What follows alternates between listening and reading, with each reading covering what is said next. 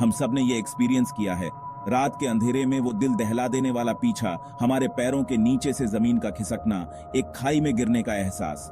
हम हांफते हुए उठते हैं, डिसोरिएंटेड, सपने के टुकड़े हमसे चिपके रहते हैं जैसे सुबह की धुंध। इन विविड, अक्सर बिजार एक्सपीरियंसेस को हम सपने कहते हैं, जिन्होंने सदियों से इंसानों को उलझन में डाला हुआ है। जब हमें आराम करना चाहिए होता है तो हमारा दिमाग इन फैंटास्टिक सिनेरियोस को क्यों बनाता है? मेरे साथ आइए और सपनों की फैसिनेटिंग दुनिया में जर्नी करते हैं, एक्सप्लोरिंग द साइंस, रहस्यों और हमारे जागृत जीवन पर पड़ने वाले प्रोफाउंड इंपैक्ट को। वैज्ञानिकों का मानना है कि सपने मुख्य रूप से REM या रैपिड आई मूवमेंट, नींद के स्टेज के दौरान आते हैं। यह स्टेज तेज आंखों की गतिविधियों, इंक्रीज्ड ब्रेन एक्टिविटी और मांसपेशियों के पैरालिसिस द्वारा पहचाना जाता है, जहां सबसे विविड ड्रीमिंग होती है। REM स्लीप के दौरान हमारे दिमाग न्यूरोट्रांसमीटर्स जैसे एसिटिलकोलाइन से सराबोर होते हैं, जो मेमोरी और सीखने में महत्वपूर्ण भूमिका निभाता है। दिमाग की एक्टिविटी में यह सर्ज बाहरी स्टिम्युली से डिसएंगेजमेंट के साथ मिलकर सपनों की इमेजरी के निर्माण के लिए उपजाऊ जमीन तैयार करता है। अपने दिमाग को एक विशाल लाइब्रेरी के रूप में सोचें, जो मेमोरीज, इमोशंस और एक्सपीरियंसेस से भरी हुई है। REM स्लीप के दौरान आपके अंदर का लाइब्रेरियन किताबों को रीअरेंज करना शुरू कर देता है, सीमिंगली डिस्पैरेट आइडियाज और इमोशंस को जोड़ता है।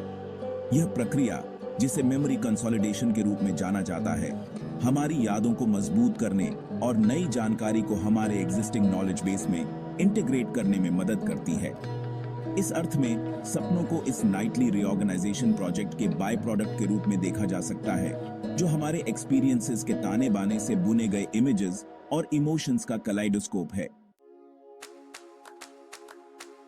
सपनों की व्याख्या पर सिगमंड फ्रॉयड के ग्राउंड ब्रेकिंग काम से लेकर कार्ल जुंग के कलेक्टिव अनकॉन्शियस की खोज तक, साइकोलॉजिस्ट्स लंबे समय से सपनों की सिंबॉलिक लैंग्वेज पर मोहित रहे हैं। फ्रॉयड का मानना था कि सपने एक वाल्व का काम करते हैं, जो दमित इच्छाओं और एंजाइटीज को मुक्त करते हैं, जिन्हें हम अपने सबकॉन्शियस में छिपा कर रखते हैं। उन्होंने सपनों को हमारे डीपेस्ट फियर्स और मोटिवेशंस को समझने के पैथवे के रूप में देखा। दूसरी ओर जुंग ने सपनों को एक यूनिवर्सल कॉन्शियसनेस के ब्रिज के रूप में देखा, जो सभी मानवता द्वारा साझा किए गए आर्किटाइप्स और सिंबल्स का भंडार है। जबकि सपनों की इंटरप्रिटेशन बहस का विषय बनी हुई है, अधिकांश साइकोलॉजिस्ट्स इस बात से सहमत हैं कि सपने हमारी इमोशनल और मेंटल स्थिति में बहुमूल्य अंतर्दृष्टि प्रदान करते हैं। उदाहरण के लिए, रिकरिंग ड्रीम्स उन अनरिजॉल्व्ड कॉन्फ्लिक्ट्स या एंजाइटीज की ओर इशारा कर सकते हैं, जिन पर हमें ध्यान देने की आवश्यकता है। नाइटमेयर्स, जबकि अक्सर डिस्टर्बिंग होते हैं, एक वेकअप कॉल के रूप में काम कर सकते हैं, जो हमें हमारे जागृत जीवन में स्ट्रेसर्स के प्रति सचेत करते हैं। अपने सपनों में उभरने वाले विषयों और भावनाओं पर ध्यान देकर हम खुद को और दुनिया में अपनी जगह की गहरी समझ हासिल कर सकते हैं। एक न्यूरोलॉजिकल दृष्टिकोण से सपने रचनात्मकता और सेल्फ ऑर्गेनाइजेशन के लिए मस्तिष्क की उल्लेखनीय क्षमता का प्रमाण है। REM स्लीप के दौरान प्रीफ्रंटल कॉर्टेक्स, जो लॉजिक और रीजनिंग के लिए जिम्मेदार होता है, पीछे हट जाता है, जिससे मस्तिष्क के इमोशनल सेंटर्स जैसे अमिग्डला और हिपोकैम्पस सेंटर स्टेज ले लेते हैं। दिमागी गतिविधि में यह बदलाव बताता है कि सपने अक्सर इलॉजिकल, इमोशनली चार्ज्ड और सेंसरी डिटेल से भरपूर क्यों होते हैं।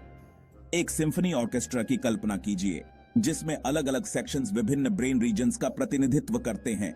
जागने वाले जीवन के दौरान कंडक्टर, हमारा प्रीफ्रंटल कॉर्टेक्स, ऑर्केस्ट्रा को नियंत्रण में रखता है, एक हार्मोनियस और लॉजिकल परफॉर्मेंस सुनिश्चित करता है। हालांकि REM स्लीप के दौरान कंडक्टर नीचे उतर जाता है, जिससे परकशन, ब्रास और स्ट्रिंग्स को लूज होने देता है, जिससे ध्वनि की एक काकोफनी पैदा होती है, जो एक्सिलरेटिंग और अप्रत्याशित दोनों होती है। यह संक्षेप में सपने देखने का न्यूरोलॉजिकल सिम्फनी है।